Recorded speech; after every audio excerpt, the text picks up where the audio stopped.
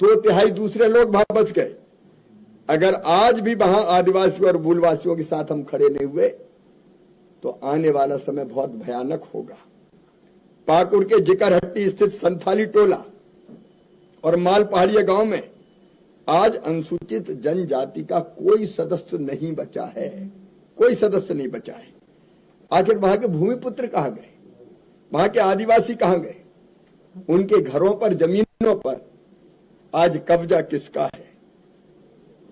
वहां दर्जनों गांव और टोले जमाई टोले के रूप में जाने जाते हैं।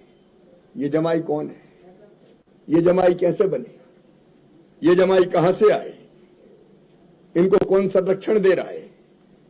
मित्रों, कई जगह यही घुसपैठिया भूमि अधिग्रहण के लिए दान पत्र के माध्यम से आदिवासी भूमि को गैर आदिवासियों को उपहार में भी दिए जाने की खबर। क्योंकि बेटी से शादी के बाद बेटी के नाम से जमीन खरीदना और जमीन खरीदने के बाद पंचायत के चुनाव लड़वा के पंचायत के संसाधनों पर कब्जा करना, यह आम है। कई जनप्रतिनिधि वहां बेटियां जो आदिवासी थी उनकी शादी इनके साथ हुई है और बाद में जब वो चुनाव जीतती हैं तो कब्जा इनका होता है। संथाल परगना में वीर सिद्धो कान्हू की जन्मभूमि भोगना डी गांव में अब कुल मिला के 500 आदिवासी भी नहीं बचे, जबकि 1500 से ज्यादा संख्या घुसपैठियों की हो गई। पाकुड़ विधानसभा क्षेत्र में केवल 12-13% आदिवासी बचे। परगना की वीरभूमि भोगना डी में कई नए पक्के मकान मिलेंगे जिन पर जेएमएम का झंडा लहरा रहा है। इनमें से अधिकतर मकान बांग्लादेशी घुसपैठियों के हैं। मित्रों, आदिवासियों की जमीन लूटना, बहु बेटियों की असमत से खिलवाड़ करना और आदिवासी समाज के ताने वाने बिगाड़ना इनका काम है। इन्हें हिम्मत कहां से मिलती? जेएमएम और कांग्रेस इनको हिम्मत भी दे रहे हैं, इनका संरक्षण भी कर रहे हैं। और इसलिए मैं आज कह रहा हूं, पाकुड़, साहिबगंज और अन्य स्थानों पर आदिवासी समाज की स्थिति भयावह है। जिकरहट्टी, माल पहाड़िया, तलवा डांगा, किताझोर, दर्जनों ऐसे गांव जहां आदिवासी अल्पसंख्यक रह गए हैं, उनकी जमीन, उनके मकानों पर, उनके खेतों पर घुसपैठियों ने कब्जा किया है। मित्रों, यह संकट आज बहुत बड़ा संकट है। भारतीय जनता पार्टी का साफ मानना है और संकल्प है कि हम भारत की धरती पर, झारखंड की धरती पर विदेशी घुसपैठिए नहीं रहने देंगे। चुन चुनकर, पहचान कर इनको हम वापस निकालेंगे और जिन आदिवासी भाई और बहनों की जमीन पर इन्हें कब्जा किया है, कानून बनाकर ये जमीन उनको वापस लौटाई जाएगी। लेकिन ये जो समाज है, हमारा आदिवासी समाज, इसके हितों की बात करने वाला जेएमएम क्या कर रहा है? बेटी रूबिका पहाड़िया के साथ क्या हुआ? लव जिहाद यही तो है। पहली शादी नहीं थी रूबिका के साथ, पहले से पत्नी थी, फिर शादी की और बाद में 50-60 टुकड़ों में काट काट कर फेंक दिया गया। अंकिता सिंह के साथ क्या हुआ? ये भयावह संकट है आज और इसलिए एक नई क्रांति की जरूरत है वोट के जरिए। भारतीय जनता पार्टी झारखंड की जनता से, संथाल परगना की इस जनता से अपील करती है कि इस चुनाव को साधारण चुनाव ना समझे। केवल एमएलए नहीं चुनना, झारखंड में रोटी, माटी और बेटी को बचाना है, जिसके लिए भारतीय जनता पार्टी की सरकार, एनडीए की सरकार पूरी तरह से कटिबद्ध है। कांग्रेस का, जेएमएम का, इंडी गठबंधन का सोच ही देश विरोधी और विकृत है। हमेशा भारत विरोधी लोगों का साथ कई बार देती आई है कांग्रेस। जैसे प्रधानमंत्री जब श्रीमान मनमोहन सिंह थे, तब JKLF जैसे आतंकी संगठन के मुखिया यासीन मलिक को पीएम आवास पे बुलाकर वो मुलाकात करते हैं, जिसने 4 वायुसेना के हमारे सैनिकों की हत्या की थी और बाद में उसको सजा मिलती है, कोर्ट से उम्र कैद की सजा मिलती है। जम्मू कश्मीर पर जब आतंकी हमला होता है और भारतीय सेना सर्जिकल स्ट्राइक करती है, तो सर्जिकल स्ट्राइक का सबूत मांगने वाली कांग्रेस कैसे देशभक्त हो सकती है?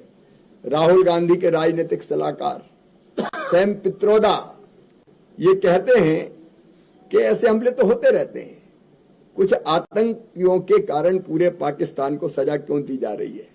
पाकिस्तान प्रेम उनका बाहर निकल पड़ता है।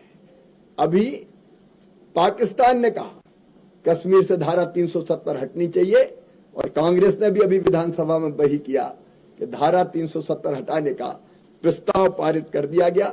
ये सारे उदाहरण ये बताते हैं कि कांग्रेस ऐसी गतिविधियों का लगातार साथ देती आई है।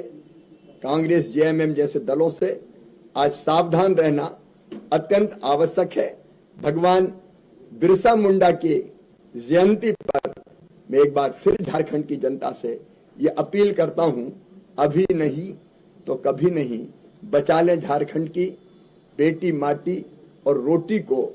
भारतीय जनता पार्टी और एनडीए गठबंधन सरकार में आएगा तो चुन चुन के घुसपैठिए बाहर निकाले जाएंगे। धन्यवाद। आपके कोई प्रश्न हो तो आप पूछ सकते हैं। मैं आज सभी झारखंड वासियों को बहुत बधाई देता हूं झारखंड के स्थापना दिवस पर, और अटल जी के चरणों में भी प्रणाम करता हूं जिन्होंने झारखंड बनाया। हमने ही झारखंड बनाया और भाजपा ही संभालेगी।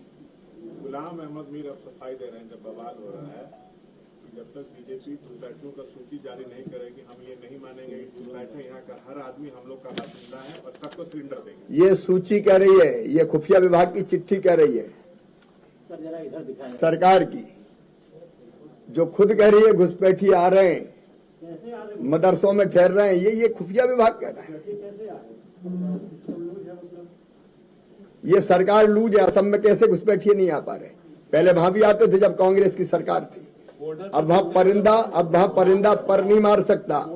और यहां भी भारतीय जनता पार्टी की सरकार बनने दीजिए, एक एक घुसपैठिया बाहर भी जाएगा और कोई घुसने का सवाल ही नहीं है। सर, बॉर्डर पर तो पुलिस आपकी है। विपक्षी बोल रहे हैं कि झारखंड की सीमा बांग्लादेश से नहीं लगती है, तो फिर आप कहां से रहे? विपक्षी का मानना है यहाँ के लोग, यहाँ की सरकार उनको संरक्षण देती है।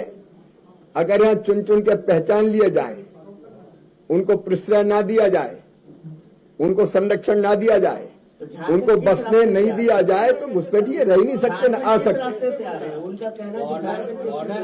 देखिए, मैं पहले ही कह रहा हूं कि पहले भी जब कांग्रेस की सरकार असम में थी वहां आते थे। आज बीजेपी की सरकार है, कोई परिंदा पर नहीं मार सकता, वहां कोई घुस नहीं सकता। यहाँ भाजपा की सरकार बनेगी, घुसपैठिए नहीं आ सकते। अंतर्राष्ट्रीय सीमा पर से कैसे आ रहे हैं वो लोग? अंतर्राष्ट्रीय सीमा इतनी लंबी है कि कई बार आने की संभावना होती है, लेकिन यहाँ बसा कौन रहा है? और इसलिए भारतीय जनता पार्टी का साफ कहना है कि जैसे हमने असम में रोका है, वैसे हम यहाँ रोकेंगे, यहाँ से बाहर करेंगे, कोई यहाँ बस नहीं पाएगा। असम से बाहर किया जा रहा है। बीएसएफ क्या कर रही है बॉर्डर पे? बीएसएफ क्यों नहीं इन सब बातों पे रोक लगाते, क्यों नहीं चेकिंग अभियान चलता? देखिए, इस पे कई बार बात हो चुकी है, कई माध्यम होते हैं आने के, लेकिन यहाँ संरक्षण देते हैं, बसाते हैं, रखते हैं, इसलिए वो रह पाते हैं। बहुत बहुत धन्यवाद। एक सवाल, आखिरी सवाल सर, ये